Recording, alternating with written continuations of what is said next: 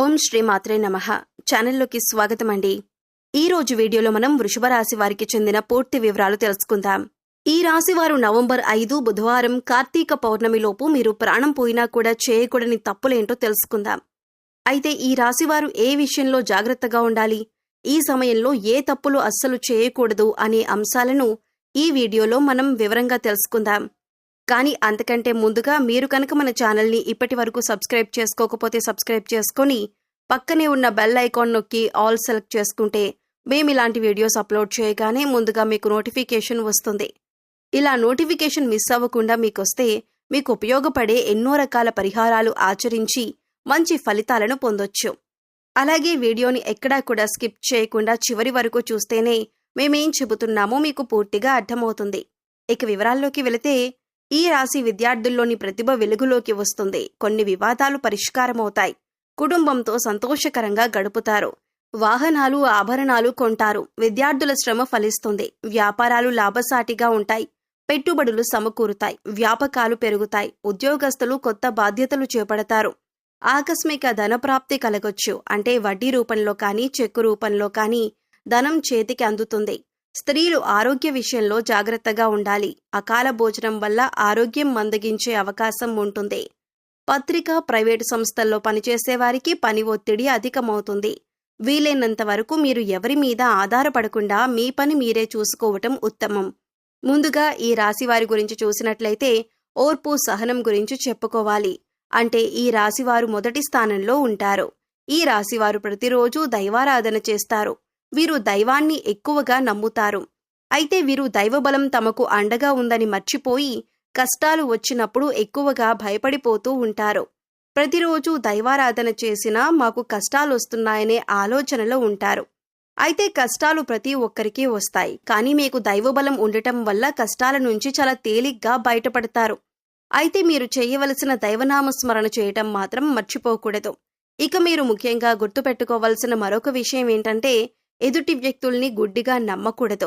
ఏ అంశంలో తీసుకున్నా, అంటే మీరు కొత్తగా ఏదైనా పని చేయాలనుకున్నా, లేదా మీరు ఏదైనా నిర్ణయం తీసుకున్నా, కొత్తగా బిజినెస్ స్టార్ట్ చేద్దామనుకున్నా, అలాగే ఏ సందర్భంలోనైనా మీరు ఎదుటి వాళ్లను నమ్మి మీ విషయాలను కూడా ముందుగా వారితో చెబుతూ ఉంటారు. ఇలా చేయటం వల్ల మీరు అనేక రకాల చిక్కులను కూడా కొని తెచ్చుకున్నవారవుతారు. కాబట్టి ఏదైనా పని పూర్తయిన తరువాత మాత్రమే ఎదుటి వారితో చెప్పండి. ఇలా చేసినట్లయితే గనుక మీరు ప్రతి పనిలో కూడా విజయం సాధిస్తారు. అలాగే ముఖ్యంగా ఈ రాశివారు తమని తాము నమ్మాలి. అంటే మీ పైన మీకు విశ్వాసం అనేది పెరగాలి.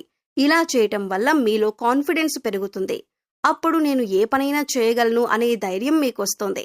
ఎందుకంటే కొన్ని సందర్భాల్లో ఈ రాశివారు నేను చేస్తున్న పని అవుతుందో లేదో అనే ఆలోచనలో ఉంటారు. ఇక ఇటువంటి ఆలోచనల వల్ల మీరు చేసే పనుల్లో తడబాటు ఏర్పడుతుంది. తప్పులు చేసేందుకు ఎక్కువ అవకాశాలు ఉంటాయి. అందుకోసం ఎటువంటి ఆలోచన మీకు అవసరం లేదు. ఎందుకంటే మీరు దైవారాధన చేస్తారు. దైవబలం మీకు అండగా ఉంటుంది. కాబట్టి మీపై మీరు నమ్మకాన్ని పెంచుకోండి. ఈ రాశి వారికి ప్రస్తుతం అనుకూలమైన రోజులుగా చెప్పుకోవచ్చు. మీరు ఏ పని చేపట్టినా కూడా విజయవంతంగా పూర్తి చేస్తారు. అయితే మీరు కొన్ని పనులను చేయకుండా ఉండటం వలన ఈ ఫలితాలు మరింత అనుకూలంగా మారి మీకు సత్ఫలితాలను తీసుకొస్తాయి. ముఖ్యంగా మీరు ఈ 5 తప్పులు చేయకుండా ఉంటే ఈ రోజుల్లో మీరు ఏ పని చేసినా కూడా దాంట్లో మీరు సక్సెస్ చూస్తారు. ఇక మీ విజయాన్ని చూసి మీకు మానసిక ఆనందం కలుగుతుంది. మీ విజయం మీకు మాత్రమే కాదు, మిమ్మల్ని నమ్మిన వారికి, మీ శ్రేయోభిలాషులకి, మీ కుటుంబ సభ్యులకి కూడా ఆనందాన్ని కలిగిస్తుంది. ఇక మర్చిపోయి గనుక మీరు ఈ 5 పనులు చేశారంటే కనుక దరిద్రం మిమ్మల్ని వెంటాడుతుంది. అయితే ముఖ్యంగా మీరు చేయకూడని ఆ 5 పనులేంటో వివరంగా తెలుసుకుందాం. అందులో మొదటిగా చీకటి పడిన తరువాత, ముఖ్యంగా దీపాలు పెట్టే వేళ అంటారు. ఆ సమయంలో ఎవరైనా పెరుగు అడిగితే వారికి పెరుగు ఇవ్వకూడదు. ఎందుకంటే చీకటి పడిన తర్వాత, అంటే దీపాలు పెట్టే సమయంలో పెరుగు ఇవ్వటం వల్ల దరిద్రం మిమ్మల్ని వెంటాడుతుంది. ఇక మరొక పని మీరు చేయకూడనిదేంటి అంటే, ఇల్లు తుడిచే చీపురిని తొక్కటం కానీ, లేదా ఈ చీపురిని బీరువాకు ఆనించి పెట్టటం కానీ చేయకూడదు. చీపురిని మనం శుభ్రలక్ష్మీదేవతగా భావిస్తాం. అలాగే ఇంట్లో ఉండే బీరువాను కూడా పరమ పవిత్రంగా లక్ష్మీదేవిగా భావించి పసుపు రాసి బొట్టు పెడుతూ ఉంటాం. రెండింటినీ లక్ష్మీదేవిగా భావించినప్పటికీ కూడా చీపురును మాత్రం బీరువాకి తగలనివ్వకూడదు. అంటే బీరువాకి ఆనించి ఉంచకూడదు. కొంతమందిని చూసుకున్నట్లయితే చీపురిని బీరువా పక్కన పెడుతూ ఉంటారు. ఇది చాలా తప్పు. ఇలా చేయటం వల్ల కష్టాలను ఎదుర్కోవలసి వస్తుంది. ఇక మరొక పని మీరు చేయకూడని పని ఏంటంటే, మీ వల్ల ఏ ఆడవారు కూడా కన్నీళ్లు పెట్టకుండా చూసుకోవాలి.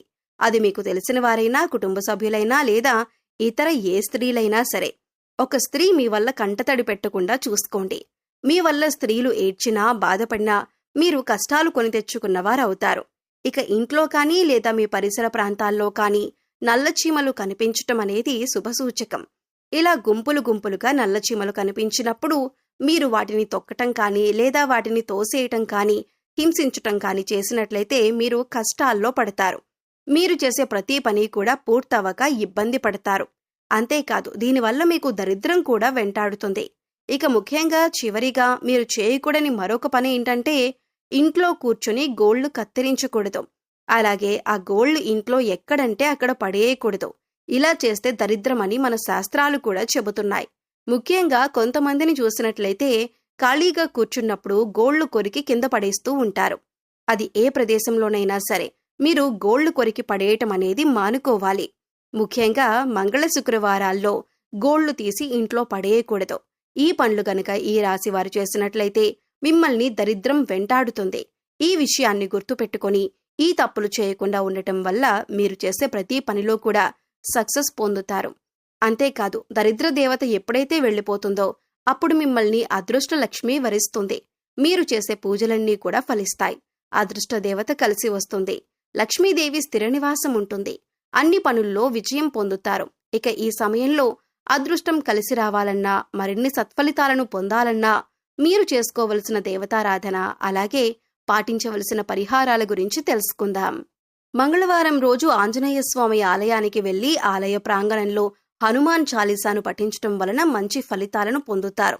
శుక్రవారం రోజు అమ్మవారి ఆలయానికి వెళ్లి అమ్మవారికి చీర, గాజులు, పువ్వులు సమర్పించటం వలన మీరు అనుకున్న పనులను దిగ్విజయంగా పూర్తి చేయగలుగుతారు. శనివారం రోజు వెంకటేశ్వర స్వామి ఆలయానికి వెళ్లి స్వామివారికి తులసిమాలను సమర్పించి తులసీ దళాలు వేసి నైవేద్యాన్ని సమర్పించటం వలన అనుకూలమైన ఫలితాలను పొందుతారు. గురువారం రోజు సాయిబాబా ఆలయంలో శనగలను ప్రసాదంగా పంచిపెట్టడం వలన గురుగ్రహం యొక్క అనుకూలతను పొందుతారు. తెల్ల జిల్లేడు వేర్లతో చేసిన శ్వేతార్క గణపతిని పూజించటం వలన మంచి ఫలితాలను పొందుతారు. తెల్లటి వస్త్రంలో బియ్యం, పసుపు రంగు వస్త్రంలో శనగపప్పు, నీలం రంగు వస్త్రంలో తెల్లటి కాగితంపై మీ మనసులో ఉన్న కోరికను రాయాలి. ఈ మూడింటినీ కలిపి తెల్ల జిల్లేడు చెట్టుకి ముడుపుగా కట్టటం వలన మీ కోరిక నెరవేరుతుంది. నవగ్రహాలను పూజించి వాటికి అభిషేకం చేయటం వలన మంచి ఫలితాలను పొందుతారు. ఇలా వీలు కానట్లయితే మహాశివునికి అభిషేకం చేసి ధాన్యాన్ని గోవులకు పెట్టటం వలన మంచి ఫలితాలను పొందుతారు. అనుకున్న కోరికలన్నీ నెరవేరుతాయి. సో చూశారు కదండి, నవంబర్ 5 బుధవారం కార్తీక పౌర్ణమి లోపు వృషభ రాశివారు ప్రాణం పోయినా కూడా చేయకూడని తప్పులేంటి, తీసుకోవలసిన జాగ్రత్తలేంటి అనే అంశాలతో పాటుగా ఈ సమయంలో మీరు చేసుకోవలసిన దేవతారాధన, అలాగే పాటించవలసిన పరిహారాల గురించి ఈ వీడియోలో మనం వివరంగా తెలుసుకున్నాం కదా. ఈ వీడియో మీకు నచ్చినట్లయితే లైక్ చేయండి. మీ ఫ్రెండ్స్ అండ్ ఫ్యామిలీ మెంబర్స్లో వృషభ రాశి వారు ఎవరైనా ఉన్నట్లయితే వారితో ఈ వీడియోని షేర్ చేసుకోండి. అలాగే ఇప్పటి వరకు మన ఛానల్ని కనుక సబ్స్క్రైబ్ చేసుకోకపోతే సబ్స్క్రైబ్ చేసుకొని పక్కనే ఉన్న బెల్ ఐకాన్ నొక్కి ఆల్ సెలెక్ట్ చేసుకుంటే మేమిలాంటి ముఖ్యమైన విషయాలు తెలియజేసినప్పుడు మీకు నోటిఫికేషన్గా వస్తుంది. మరో చక్కటి వీడియోతో మళ్ళీ కలుద్దామండి. ఓం శ్రీమాత్రే నమః.